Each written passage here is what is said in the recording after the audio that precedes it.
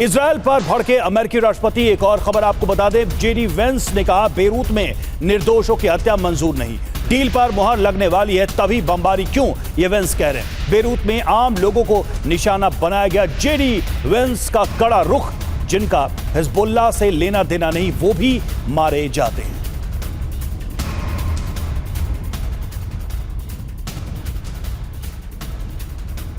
तो देखिए, अमेरिका का अब सख्त रुख दिखाई दे रहा है। जो हमले हिजबुल्लाह पर किए जा रहे हैं, लेबनान में किए जा रहे हैं, और अब जेडी वेंस ने ये जो बयान दिया है, ये कहीं ना कहीं अमेरिका के बदलते हुए स्टैंड को दिखाता है इस पूरे मामले में। और ऐसा अमेरिका या कह लीजिए कि ट्रंप गवर्नमेंट को आभास हो चुका है कि लेबनान फ्रंट पर उनके लिए नई मुश्किल आने वाली है। जिस तरीके की पीस डील वो सोच रहे हैं, उसमें सबसे बड़ी बाधा लेबनान फ्रंट है, जहां पर इजराइल रुक नहीं रहा है।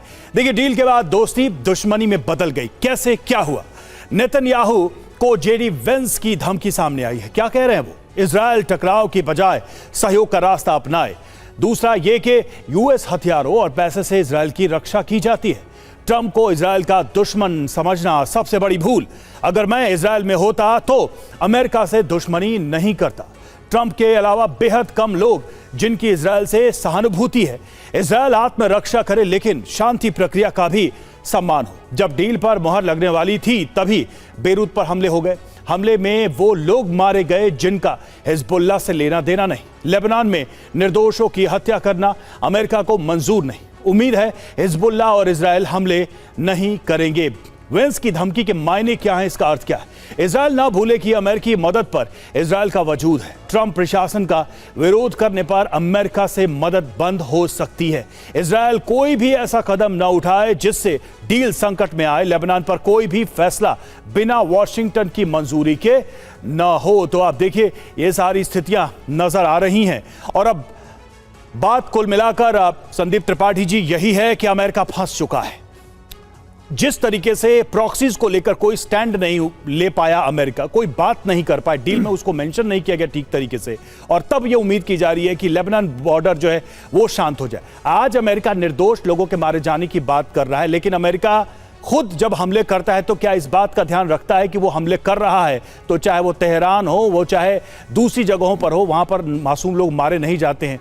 क्या ट्रंप सरकार एक बड़ी राजनीतिक मुसीबत में फंसने वाले हैं अगर वो इजराइल से कट ऑफ करते हैं? क्योंकि दुनिया जानती है कि इजराइल की लॉबी अमेरिका में कितनी मजबूत है और क्या कर सकती है। देखिए, थोड़ा वक्त दीजिएगा, बहुत ही बड़ा और अहम सवाल है, कॉम्प्लेक्स सवाल आपने किया है।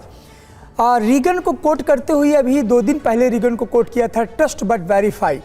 दैट मीन्स जो अमेरिका के इतिहास को लोग जानते हैं वो बहुत आश्चर्य की बात नहीं है जो इस समय ट्रंप कर रहे हैं। जून 1919 में ये उसी वर्साय की जगह में जहां पर ट्रंप ने अभी डील पर साइन किया है, प्रथम विश्व युद्ध के बाद से कैसी साइन हुआ था, जिसे कहा जाता था कि पहला विश्व युद्ध खत्म हुआ और वहीं के बाद फिर दूसरा विश्व युद्ध की शुरुआत होती है और हिटलर का जन्म होता है। ये कुछ तस्वीर कुछ वैसे ही दिखती है। तस्वीर ये है कि ये डिक्टेटेड पीस है।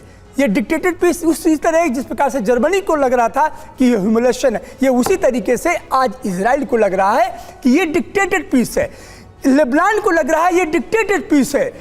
ईरान और इजराइल, ईरान और अमेरिका, ये दोनों आज एक सेम पेज पर है और लेबनान और इजराइल दोनों सेम पेज पर है। अब सवाल इस बात का है कि ये जो 4 बड़े धड़े हैं जो पूरे वॉर में शामिल थे, तो 2 पक्ष तो एक्सक्लूड हो गए हैं और वो आपस में लड़ भी रहे हैं। तो आखिर शांति ये डील किस बात की? तो यदि डील में कोई परमानेंसी नहीं है, कोई मैच्योरिटी नहीं है और सारे स्टेक होल्डर शामिल नहीं है, तो मुझे नहीं लगता है कि जो डिजिटल सिग्नेचर ट्रंप ने किया है और दिखाया है कि देखिए वर्साय की उस कमरे में मैंने साइन किया जहां से वुड्रो विल्सन ने साइन किया था, तो ये इतिहास का पन्ना नहीं साबित होगा। ये बहुत क्षणिक कह सकते हैं डील है, इसमें कोई सब्सटेंस नहीं है, ना तो कोई क्लियरिटी है। और इसीलिए जेडी वेंस जब कहते हैं इजराइल को, नेतन्याहू को कि आपको बात मानना पड़ेगा, तो नेतन्याहू को भी बहुत अजीब इजरायली जनता को समझाना पड़ेगा। ट्रंप कहते हैं कि इजराइल कुछ नहीं है अमेरिका के बिना, और दूसरी तरफ उनका राजदूत वहां तेल अवीव में बैठ के कहता है कि बिना इजराइल के अमेरिका दुनिया की कल्पना नहीं कर सकता। ये चक्कर क्या है? ये कैसी सरकार है जिसमें डिप्लोमेट्स उसकी कुछ और भाषा बोल रहे हैं, वहां बैठे जेडी वेंस कुछ और भाषा बोल रहे हैं और इसके पहले कुशनर और दूसरे लोग कुछ और भाषा बोल रहे थे। ये डाइवोर्स है, इसी को तो इनकन्वीनियंस ऑफ मैरिज कहते हैं कि जब आप दूसरे की सत्ता के सहारे, पावर के सहारे लड़ते हैं तो आपका हश्र ही होगा, जो यूक्रेन का हश्र कुछ दिन पहले ट्रंप ने किया था। तो जब ये इजराइल को समझना पड़ेगा कि अमेरिका का इतिहास क्या है, वो कभी भी आपको छोड़ सकता है, जैसे कि अपने पार्टनर को हमेशा छोड़ता है। तो मुझे नहीं लगता ये कोई आश्चर्य नहीं है, जिसको इतिहास की जानकारी है। बात है सर, बिल्कुल आपने सही कहा। और इजराइल के मुद्दे पर, इजराइल को लेकर डोनाल्ड ट्रंप के लिए यही कहा जा सकता है कि बदले बदले से सरकार नजर आ रहे हैं। अब तो इजराइल से ज्यादा ताकतवर और सक्षम उन्हें सीरिया नजर आने लगा है।